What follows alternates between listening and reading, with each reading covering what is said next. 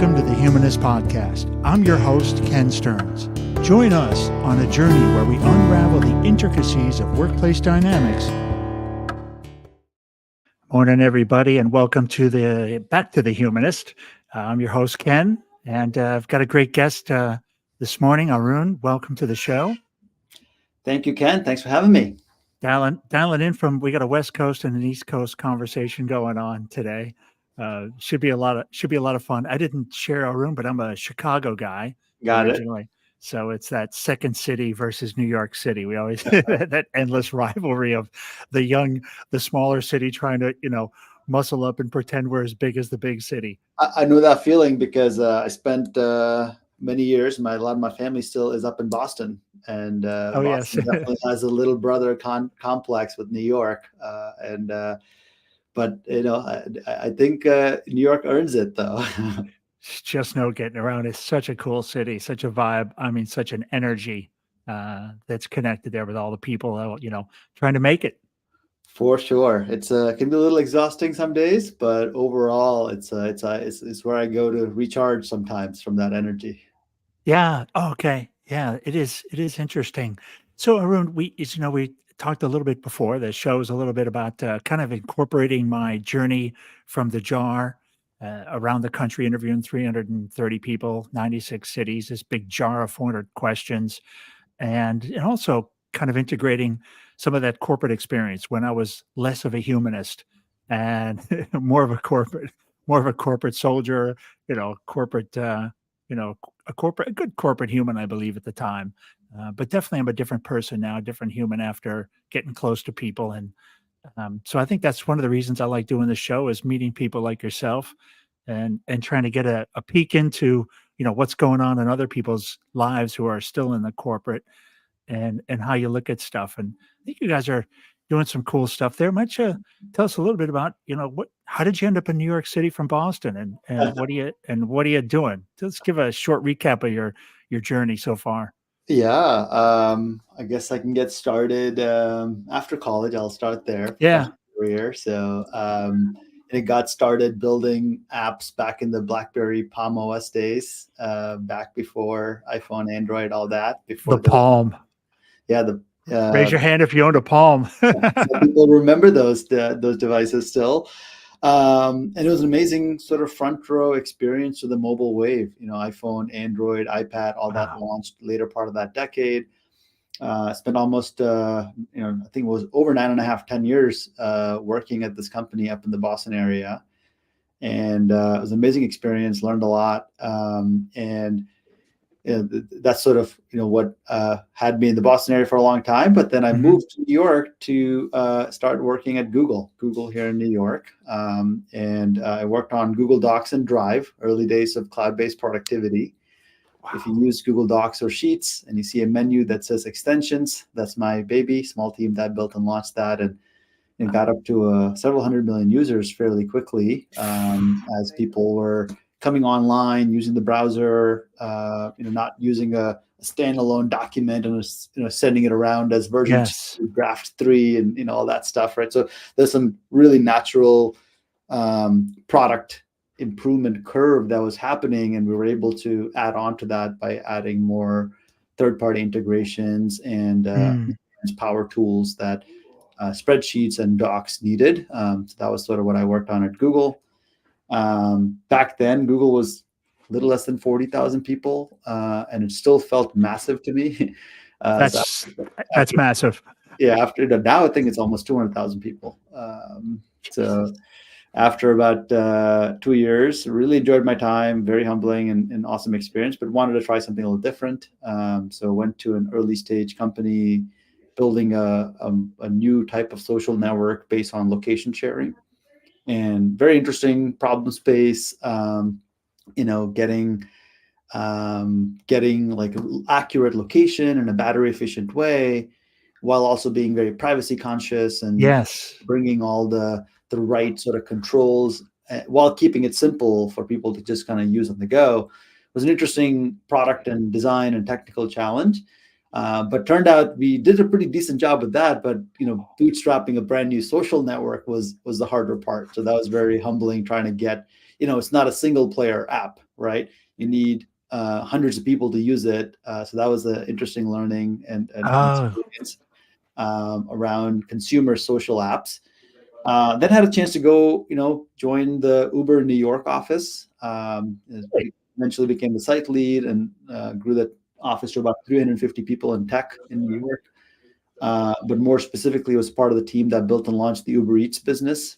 We built the first version of the product in 100 days, launched it in December 2015 in Toronto was our first market, and then over the next several years grew that to over 30 billion in sales around the world, in food sales around the world.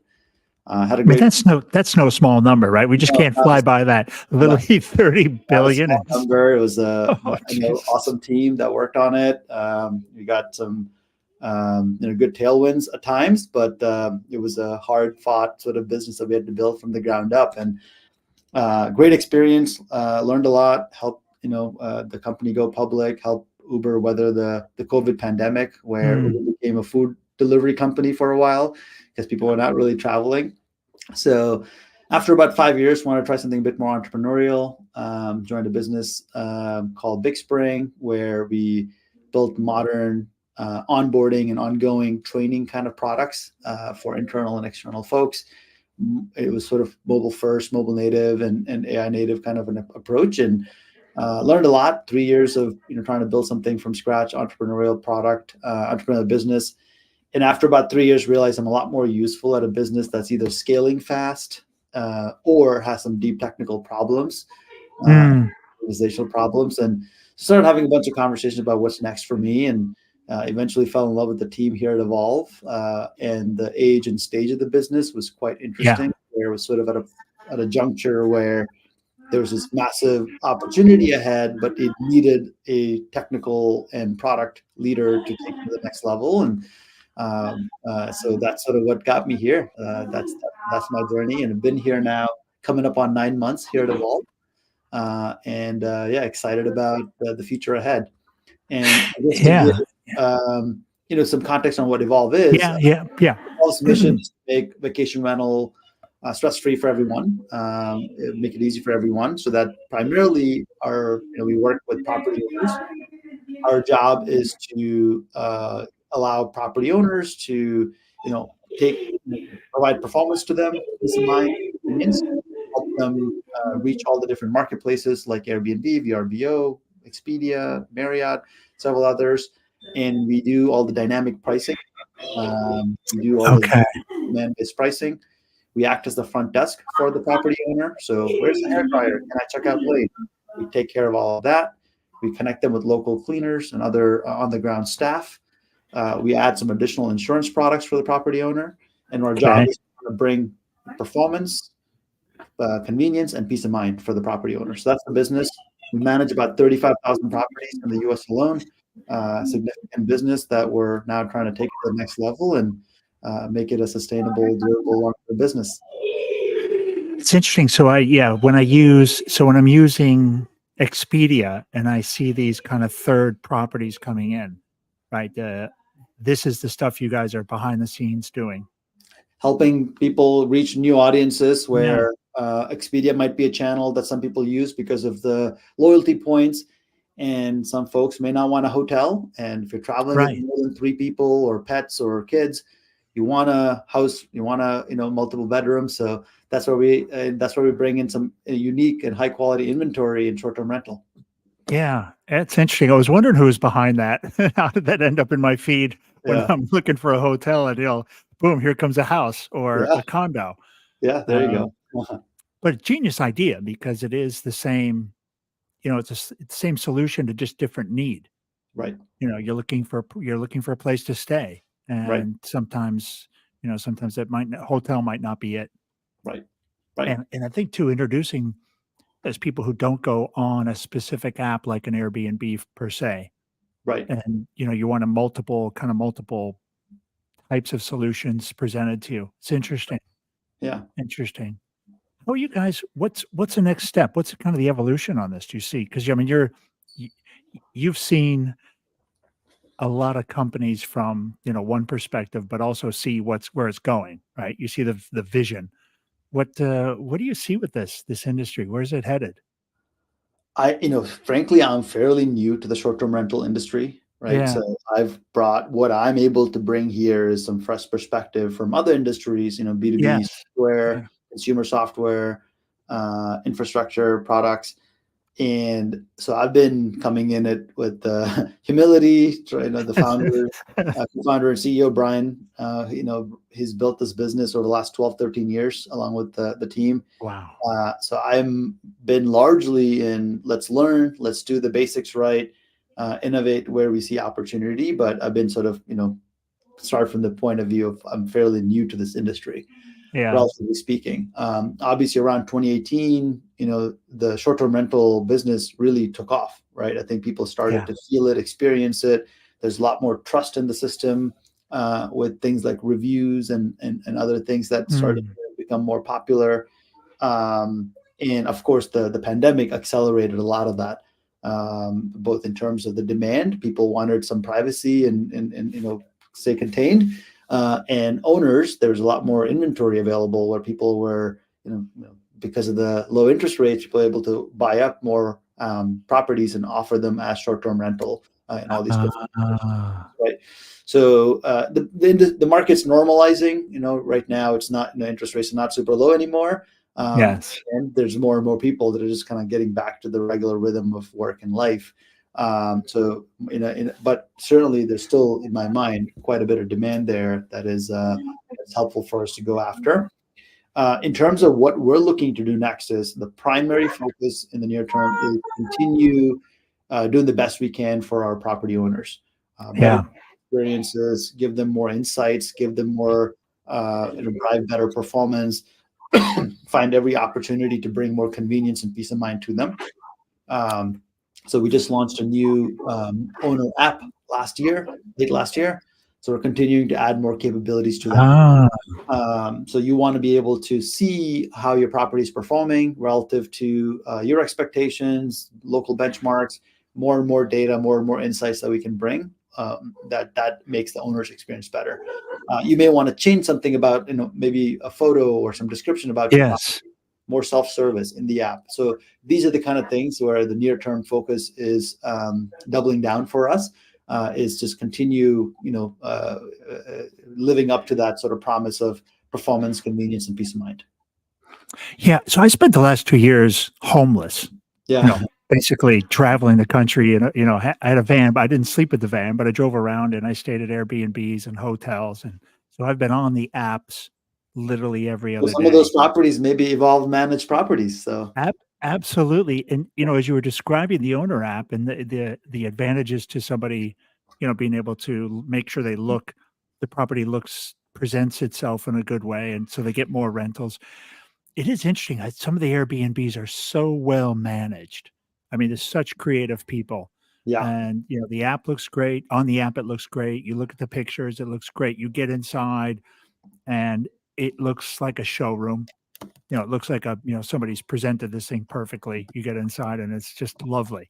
Um, so I could see where if you are really good at your job and you're good at this, not you, but the property owners, if they're good at right, what they're doing, they can really present a great solution, kind of solution, their own solution in a way. totally. There's a little bit of a art to that marketing, right? Yes. Yes. If you have a property with a great backyard, make sure you include that photo. Yeah. And you'll get people that are looking to, grill, be outside. Maybe they have a pet, right? So there's this sort of, the nice thing about this is these are not just hotel rooms, right? Every property is slightly unique, Yes. and the property might, you may want to present it differently based on the seasons. Oh, If it's a mountain property, maybe you want to highlight the ski resort yes. in the winter, and maybe like a mountain biking trail in summer rather. Yeah. There's a lot of strategies here to make sure you're, putting your property in the best light possible and attracting the right type of, vacation seeker. There's very interesting things I've learned recently about just sort of, a lot of folks bring pets. So what is the Yes. right sort of pet fees and pet policy that you should put in place? And we can help with that. So these are the kind of things where having a property manager brings this partner in the loop for you as a property owner to really help market, give you the right advice, give you the right expectations to generate maximum rental income, but also do it in a way where your property is managed well and it retains its value, and you Yeah. have peace of mind with it. I want to come back. I want to circle. I'm going to do a question first, Okay, but let's do it. I want to, and then I want to come back and ask you a little bit about culture. Yeah, Because you've worked at some interesting places. yeah, Brand names, Google and stuff, and I just want to talk a little bit about that humanist side of stuff. What is it like there? And cool. those are manic corporations where you're doing stuff so fast, and Yeah, how do they extract that out of humans? And we'll come back to that. yeah. But um, so a question for Arun from the jar. If you were famous, what would it be for? um, Ooh, that's I a guess tough. I've been doing this now a little over couple 20, 21 years now. Yeah. Um, I guess I might be famous for um, just thinking back to like where I've gotten somewhat positive feedback. Hopefully, Yeah. not infamous, famous, and it's Yes. usually about just sort of doing my best to help people get to their next destination in the next phase Mm, of life. I'm a reasonably good listener. I can ask the right questions, and I can share my opinion in an unvarnished way when necessary to help people see things differently.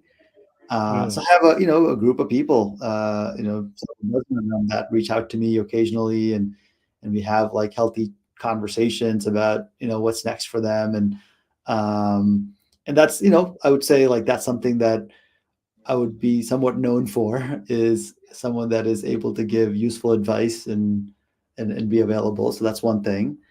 And then I, maybe other things might be um, many years ago when I was still hands-on writing software and building products, I was pretty obsessive about that. So I would go like long stretches and produce something in like 3 or 4 days that might have taken original estimate like weeks or months, let's say. whoa. So I always try to find opportunities through like this a sprint or a push to try to compress timelines to get to Yes. a version of reality that I want to see. It may not be perfect, it may not be great, but I'm sometimes obsessive about just like pushing through and accelerating things. So those would be two things that I might be famous for. I'm certainly not famous. But Yeah. I'm thinking about what I might be known for. Yeah. But That's it. maybe it's aspirational. So Yeah. No, it's a fun question because it does really make you dig, right? You really have to dig on that one. Um, not, and also maybe people wouldn't always jump at it to share that answer. So I love that question because it does really force people to think hard. Tell yeah. me about the culture, right? I mean, Google culture early on, and then Uber culture. Where does this on the spectrum of being a good humanist, right? Allowing space for people to be humans, and what happens in those kind of cultures? Is it double human because of the pressure and because of the teamwork, or is it become more of an extraction item? It's a great question. I definitely feel, especially the kind of work that technologists and product Mhm. builders do, extractive approaches just don't work. Okay. Um, I think you may get temporary boosts of Yeah. productivity. Yeah. Yes. Um, you may even get appearance of a lot of effort, but it's not Right. creative. It's not outcome It's not oriented. creative. Um, so I think the cultures are these companies are very different, and oftentimes it's the founding team that like sets the culture. It's Yes. amazing how much of that early DNA perseveres, especially if it's successful. Yeah. Right. So if something is Interesting. good and successful, you still see. I mean, I was at Google 10 years ago, and it was already at that point 10, 15 years old, and Yeah. you can feel this sort of campus vibe there, right? And it comes from Larry and Sergey to campus Yeah. dropouts to PhD students, right? So they just tried to reconstruct like the Stanford computer science lab in some ways, right? Uh, Yeah. Yeah. and everything is on campus, everything from laundry to food, and they really sort of took care of people that build software. So we owe a lot of credit to that founding Yes. team for engineers like me to be able to wear shorts to work, right? That was not a thing until then. Wore ties and jackets and very formal presenting sort of work, right? So and one of their I forget, it was in one of their principles or one of the many manifestos that was around, which is you don't have to wear a tie to be serious or to be taken serious. So that's a cultural decision that team made, Yes. right? Which is I want to be like a student. It's okay for me to look like a scrub and but still be quite productive and capable. So that's the example of like I think from Google, and it cultivated a certain type of camaraderie, welcomed a certain type Yeah. of people. Um, a lot of that stuff that came from that, which was much more. If you've ever known PhD students, it's very sort of bottoms up versus top down, right? Like they Mm. come up with their own research rather than being given a project, Yeah. right? So that culture was very common there, which is, hey, here's a general area where we want to innovate on, and then the teams would come up with ideas and projects and go after them because they had such ownership of that idea. Yes. Yeah. Um, and a big part of that company's success. And obviously, as the company gets bigger, and now they have a new CEO, and it's always hard to sustain that for multiple decades. But they've done a reasonable job. It's a multi-trillion-dollar company, and those are insane levels of success. It's Um, and it still I think as things get been around and familiarity sometimes does breed contempt, and sometimes there's a little bit of unwarranted hate to some of these bigger companies. I feel some yeah. Yeah. Yeah. I it's agree. it's created a ton of opportunity and provided a ton of like consumer surplus in terms of just Google search is free, right? Like that's the kind of stuff that would be worth a lot of money just a few decades back. So I think that's like that's an example of Google. Uber is a very different culture, like different founders, right? I would Yeah. say multi-time founder that had mixed levels of success in their previous startup, and with Uber they hit it, right? It was like Yeah. the rocket ship that they couldn't, Travis Kalanick and team, right? So um, much more sort of competition oriented, like how do we be number one, how do we get out there first, Yeah.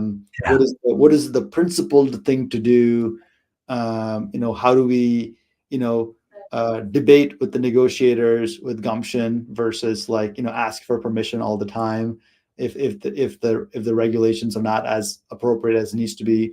And frankly, a lot of them did change, right? Like the taxi and limousine commission here in New York, a lot of necessary improvements and changes happened in some of these regulators. So different approach, obviously, Yeah.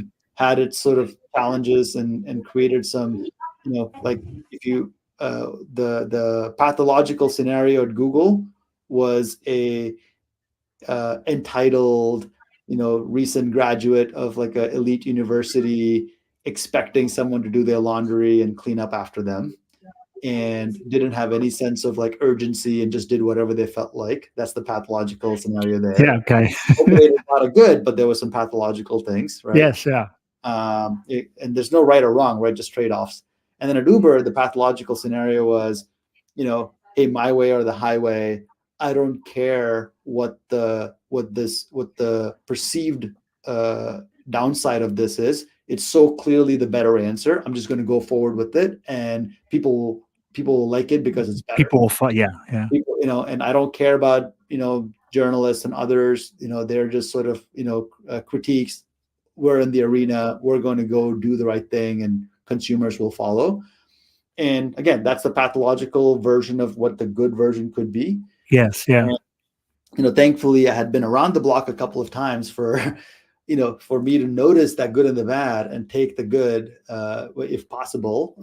Never easy. Obviously, a lot easier to kind of write that and revise that in hindsight. But I think, looking back sort of contemporaneously at that point, I would, these are things I would sort of kind of contend with, which is, hey, I don't want to end up like that, but so much good comes out of this way of thinking. And how do you sort of manage that? So, Yeah, I mean, those fascinating cultures, right? Two different, totally different cultures, but really both successful. yeah. I feel that, still Google, the image and the marketing still feels like college. Yeah. It still feels youthful and innovative. You wouldn't really realize there's a couple 100,000 people banging away making this. Doesn't feel that way. It's still very fresh. Yeah. Let's try another question. That was a good one. That took us down a wild road. Yeah, no, thank you. Good question. So Good it's question and a little follow-up thought. There's one. Ooh. Okay. Well, I ended up with 2 questions because I don't wanna lose this other one. I actually, normally I don't. I pulled 2 and kinda one fell out of my hand, but I don't wanna I don't wanna lose that one. yeah. So we're gonna have 2 in a row. All right. Good stuff for humanist stuff here. Greatest wish for mankind Oof, since you're in these this. these are hard. Uh, Happy Friday. Gosh, I mean, to me, I'm a by default optimist, and I think what that one sort of predisposition that's led me to that I know it's not common, but I know it's valuable. So kind of projecting my wish on Yeah, yeah. mankind is assume best intent. So Hmm. when you're talking to someone, when you're talking, negotiating on something, Yes. disagree with something, just assume that they're like trying to do the best. They're not trying to have an ulterior motive. If you start with that, there are times you'll get hurt. There are times that's like you're Yes, wrong, yeah. and there are certainly right now there's bad people that you have to worry about. But I think if you start with assuming best intent, I think more and more debates and conflicts, I think, will be settled faster and maybe even find 1 + 1 is 3 kind of outcomes. I I totally agree with that approach, and I think it's been my approach a lot in life, and, if you look at the dark side of that is that it allows people to show their real colors quicker. Yeah. Right. Right. Exactly. Yeah. You just give a little bit of trust, Yeah, and and and you may suffer because of that, but at yes, least you know sooner. you knew yeah, and people will show you. Yeah. That's the beautiful thing. If you give that, if you're a little more cautious, I think then they feed off, people who aren't, as straight, do feed off that and feel it. Yeah. And I think if you are open and you, like you said, you assume people have your best interest, their best interest, everybody's, kind of a balanced approach, then they will show their colors sooner. Yeah. I agree. And the good people, the best part is you find your tribe quicker. Yeah. You can see right away. Yeah. I think and especially in corporate, like you said, man, that's a tough one to do. The higher you get up at an organization, there are some really, there are some evil people Yeah. there that want to hurt you, that want to step on your head to climb up a little faster, that want to, take credit for something, you did or somebody else did. And But that's tho- not the default. I think they exist, right? it's Those not exist. but it's definitely not the default. It's Agree. definitely not the Yeah. default. Yeah. And I Yeah. think that's where I really push that's where it gets hard, which is you just sort of, sometimes it's easy to, there are evil, powerful people. Yeah. It's Doesn't mean real. all powerful people are evil. Oh, definitely. Yeah. Not. And I Yeah. think Definitely not. that is where, like, I think that's like my wish, I guess, is we all Yeah. kind of accept that. It's not easy because I know we've all been sort of hurt and pained and misled by the bad ones. Yes. But you have to sort of sometimes just let go of that baggage. Otherwise, every conversation, you just sort of, it's self-harming in some way to keep that baggage on. So Yeah, and don't let those I it's great advice because if you let those build, then you'll end up with, a really bad outlook Yeah. ultimately, right? If you carry those from one to another. I think there's a lesson in every one of those, encounters in those relationships. There's a positive in there to take away. Yeah. It's not a negative. It's an opportunity to learn something about yourself or about humans but the next one gets a clean slate, man, you Yeah. know? All right, another question from the jar for Arun. This is a little more personal. Has love healed you? Yeah, for sure. 100%. I mean, I have two little boys, beautiful wife, beautiful partner. Um, definitely so much easier to just sort of, get through a tough day sometimes just because they're there. Yeah. Uh, Yeah. so for sure, I think that's an easy one. And I think having a beautiful family and a beautiful partner, I think really helps with that. So Yeah. I just this morning I'm working here, before we start, and I have a grandson who's 10 months old, and I'm staying at my daughter's I can hear house. them in the background. Yeah, yeah, there's that little bit of that, just that little bit of a little fragrance in the background. Yeah, yeah. I'm And used to it. yeah, exactly, right, and the son-in-law is in there playing basketball with a 10-month-old, teaching him how to pass and dribble, and just to hear his voice and, and then the son's voice, they're just having the most lovely time, and you talk Yeah, about, what a great background noise for me to kinda sit here and bang away at the keyboard and just keep perspective on what's important. right.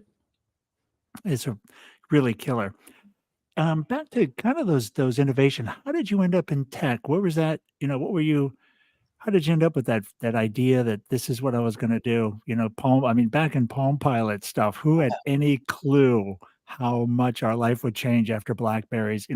That was an amazing device. I mean, Yeah, those for devices sure. were It's the first just one where we would be, oof, addicted to, right? Like the crackberry is the term. crackberry. It was absolutely the crackberry. I think it was the first sort of personal device that made people realize that being connected, double-edged sword, but it Oh, just sort of freed a little bit of the back and forth a little bit.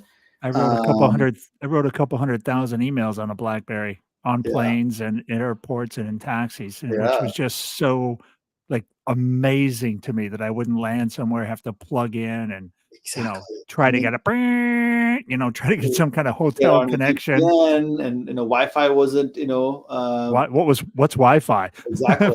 So I think it changed the level of connectivity quite a bit. So I mean, definitely stumbled onto it, right? Like there was no by design me saying, "Here's the path." I didn't see some writing on the wall about like the proliferation of mobile and chose that. Like I felt like the luckiest guy. And then again, by the way, like within 2 or 3 years, it was became sort of what's Yeah. BlackBerry, right? Everything went to iPhone and Android. Oof. So it was also an early lesson on like the fleeting technology landscape we live in. Ah, yes. More dynamic. That's the more positive way to. Dynamic, yeah. Um, but I think how I ended up in technology and programming and software was really the first sort of job that I had that like paid well. So I went to college actually thinking I would be a math major. Math was fun. Okay. High school, I was part of the high The school math program, the math leads. total I was a math the lead. So competed at the state level, and it was all fun. And it was just very intuitive. It came naturally. Didn't have to do a lot of like Yeah. hard, heavy lifting for like getting there, and enjoy like all the just generally playing sports and all that stuff. But like thought I would do something in the math and sciences world. Um, and when I went to college, math got very different and harder. And it was humbling where I took a graduate level class my sophomore year. Ooh. And, as a math major, you're expected to like, try to see what, where you want to specialize. And that was, reminded me that like, okay, well, there's folks where these sort of abstract algebra and multidimensional spaces and all that stuff where they're able to just see that in their head, Yeah. much more procedural, and I could follow an algorithm, but I couldn't imagine these like obtuse concepts in my brain. It was just not shaped that way. Um, and I realized after that, I was also at the same time working. I've been working nonstop since I guess summer of 2020. My first internship there. The only job I got was to write some software. Actually, it was up at Harvard University, helping with their payroll software. So Oh, interesting. I wrote some software to like help automate some of the payroll processing, take some of the grunt work out. And it was the first time I felt like, oh wow, like I did something, I created something that didn't exist. I created leverage. Powerful. Two people working multiple hours a day trying to get this done, and they run my script. It was done in 10 minutes. And it was done the same way every time. They didn't have to follow all these manual steps. And it was the first time something clicked about like, well, first it pays pretty well. And second, I was decent at it. And Yeah. third, it was like the most sort of like tangible creative expression I could, I wasn't into music. I didn't have an artistic bent. I didn't, paint or write or anything like that. But that was like the first sort of like that sort of creator's itch that I could, Yeah. Yeah. scratch. And Oh, that'd be a buzz. I mean, it that would was be a a buzz drug. That would for be a sure. drug, And right? I If didn't even like, know what to call it. But that's sort of, this sort of notion of creating something out of nothing, right? Like a very capable carpenter would be able to take a log of yeah. wood and turn that into a chair. Yes. That's creating something. And I didn't have that skill, but I could take a problem space and write a program to make it more efficient, better, and think in terms of the end user impact and solve some problems there. So that was the first sort of time when I thought, okay, well, maybe I want to be a computer science minor, math major, computer science minor. I And love then it. it sort of like, I'm not going all in. I'm still a math guy. I'm and then still I a math realized guy. I had to take a foreign language. I had to take German. I took German for a year. And I realized because of my math major, like this is hard. I'm again like learning a foreign language 8 a.m. as a college kid. Sprechen die Deutsch. No, what's the word? Can't even respond to that fast enough anymore. uh, the so I started to then flip it to, okay, well, I'll be a computer science major and a math minor. I've already taken all these classes. I realized I can graduate in 3.5 years if I just finish my computer science degree. Just And so dump the that's what I math did. and I'm out. So I finished early, got a job, and that's sort of like my journey. Interesting. Back in the day, a long couple of days ago, um, I graduated with a county degree, and I was working at Kenwood Electronics, a Kenwood stereo company in California, and Yeah, doing the financials, and we were doing all the journal entries and or watching all the journal entries, and we'd produce the financials every month. And part of that process was we would run it on an AS400 with the reel to reel, the big tapes, and we'd press enter or run the program, and it would literally take about 6 hours geez, for the thing to run its program and then print the financials, and then we'd find, some mistake or some journal entry needed to be, go through, we'd scan through and, see the variances and chase down a big variance and go, "Oh, some journal entry got reversed," and go back and, you know, make the entry into the system, yeah. then run the financials again. There's 6 hours, 4 Yeah. hours. It's bananas. And, so when we were closing, it would be like, 7 days of just pure nightmare being up. We'd stay until, Scary, 2 right? in the morning and And press the button at 2 in the morning, go home, come back at 6 to see what happened. the payroll, and there's like and you don't want to Same get as your the numbers wrong, right? And oh, scary. you cannot get the numbers wrong. Oh, payroll especially. Yeah, Financials, actually, you can mess the financials up a little bit, yeah, but payroll, 100% no. yeah. But we Uh, put those the CFO at the time was a young guy, youngish guy, and, we built it so we could take the extract off the AS400 and run it on our laptop, our desktop. Desktops were just coming into play, and we would be able to run it on the laptop in about 30 minutes. It's nice. amazing. Yeah, I know it's amazing to think about the like the speed at which computing got better, the types of problems that would take us multiple days to like solve, and now it's like especially with like these chat GPT and tools like that, just the level of speed, the speed and the interactivity at effectively too cheap to meter, right? uh, and some of this was super expensive, inaccessible. The most powerful person in the world couldn't access it just a decade ago, right?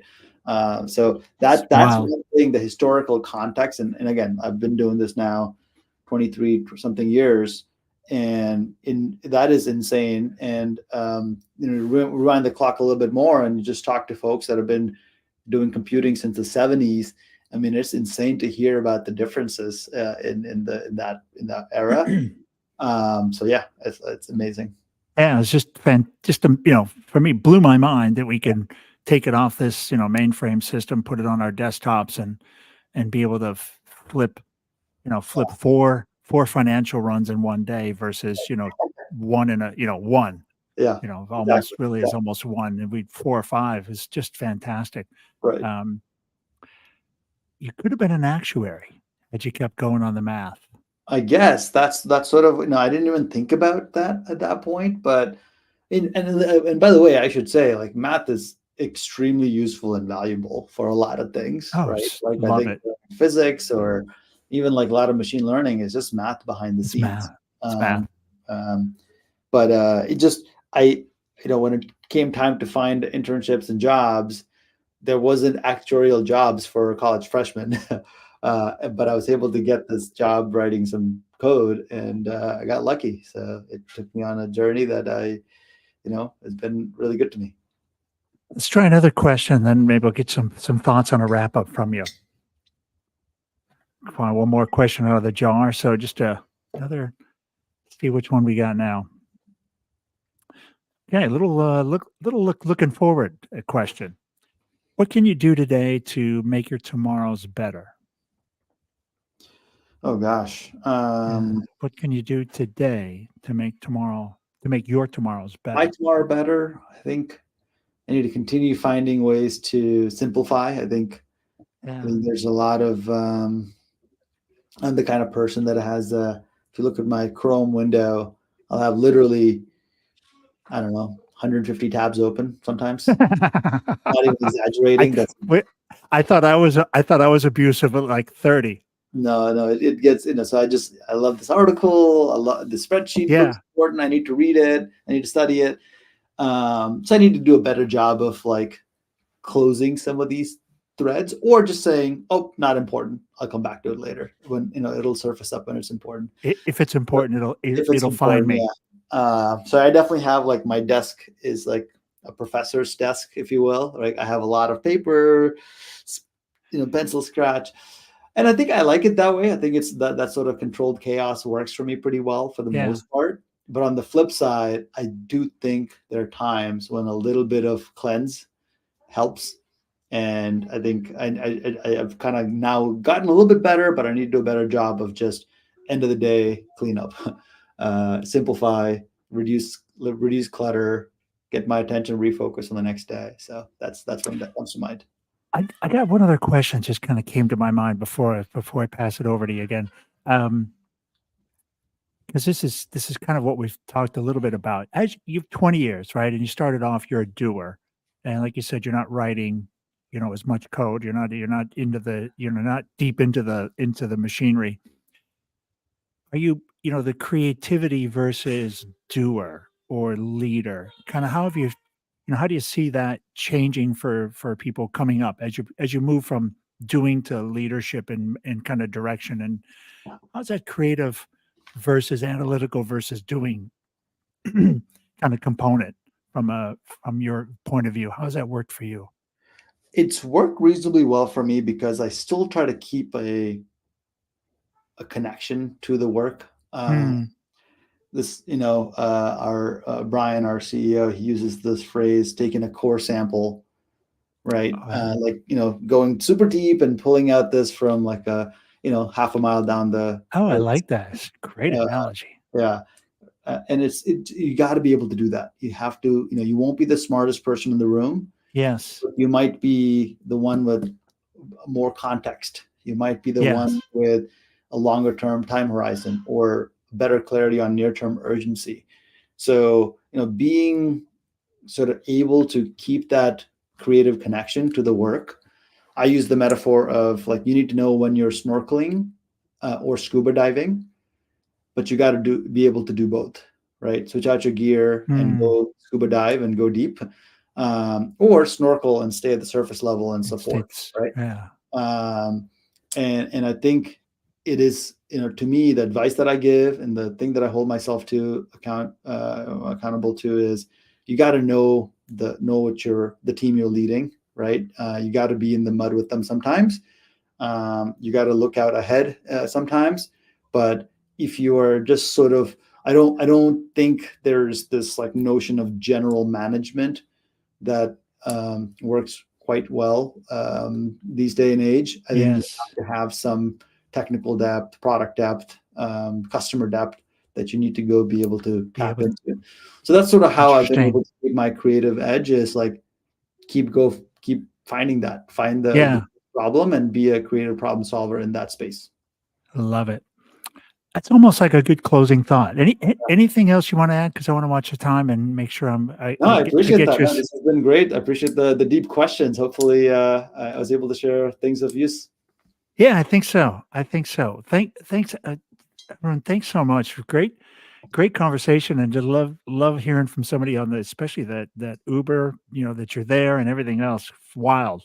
Yeah, Wild we with, can. and as well as the Google stuff. Thanks everybody for hang around for just 10 seconds after this. Thanks everybody for listening and following along with the Humanist. If you have a chance, drop down. If you're listening to us on audio now, just drop down and give us a couple stars. And if we said something that really upsets you, make a comment. Arun, I'll see you on the other side. Thank you, Ken. Welcome to the Humanist Podcast. I'm your host, Ken Stearns. Join us on a journey where we unravel the intricacies of workplace